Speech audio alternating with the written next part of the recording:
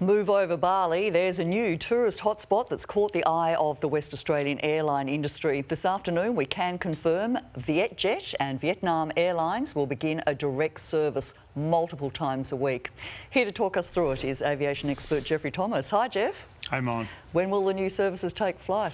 So Vietjet will start on November the 21st, twice a week, and Vietnam Airlines, we understand, yet to be confirmed, will start in December, and we're yet to get a frequency on that, but probably 2 or 3 times a week as well. So there's a lot of demand from Perth to fly to Vietnam. Absolutely. Well, Vietnam is one of the fastest growing tourist destinations in Asia, and up till now we've had to go through various intermediate ports to get there, and the destination just begs a direct service.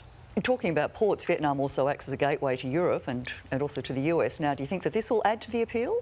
Look, absolutely. So Vietnam Airlines through Hanoi will take you on to London, Paris, Frankfurt and Berlin, and across to the United States, San Francisco, as well as about 24 destinations in China, about 6 in Japan. So a real gateway, another really interesting gateway for Western Australian travellers. How will the new airlines impact travel to the region overall?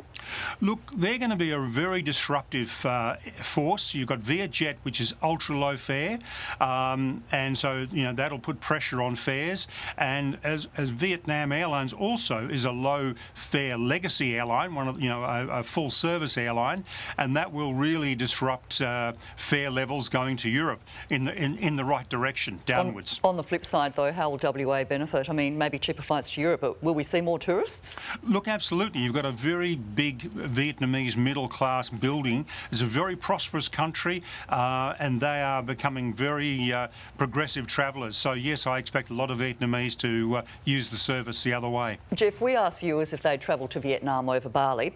Barb Pollock says depends on price. Now, how much can travellers expect to pay for a return flight to Ho Chi Minh or Hanoi?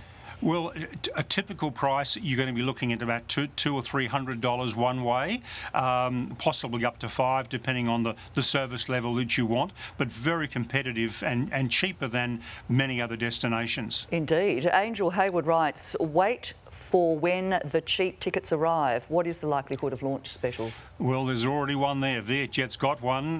Bookings on Wednesday, Thursday and Friday. Zero fare. Zero base fare. You've got to pay the taxes and charges. It's not open for peak season or holidays, of course, but then you've got to, obviously buy your meals, buy your baggage. But yeah, there's some amazing launch specials from Vietjet. Lisa Smith writes, Vietnam is spectacular and food so good. So what are the main attractions of Vietnam? Well, I think Lisa's spot on the mark. Vietnamese food, who doesn't love Vietnamese food? And then you've got a magnificent French restaurants, because it was a French colony once. Stunning golf resorts, Halong Bay. There's so much beauty there, so much vibrance. Great place.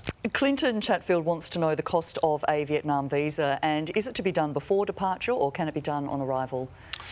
Good question. Online. $72 as opposed to $50, so it's a bit more expensive. Just do it online and away you go.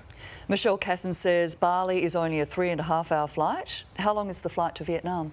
About 6.5, depending on exactly where you're going. So yes, it's a bit longer, but I think it's worth going to.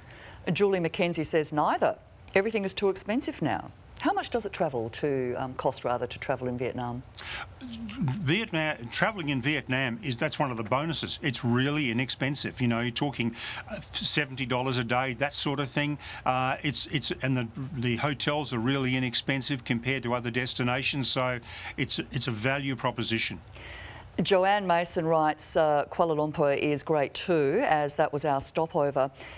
Are people missing out flying direct?